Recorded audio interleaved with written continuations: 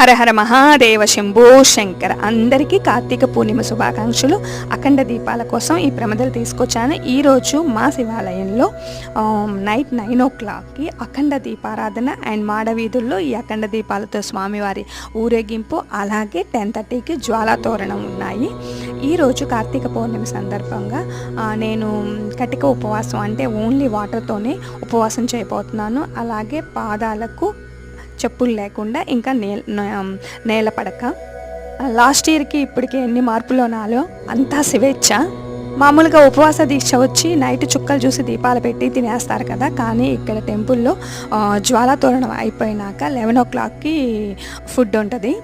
అప్పటి వరకు ఉపవాస దీక్షలోనే ఉంటాం. అలాగే అఖండ దీపం కోసం 2 ప్రమిదలు, 1/2 లీటర్ నువ్వుల నూనె, ఇలా కాగడా ఒత్తులు.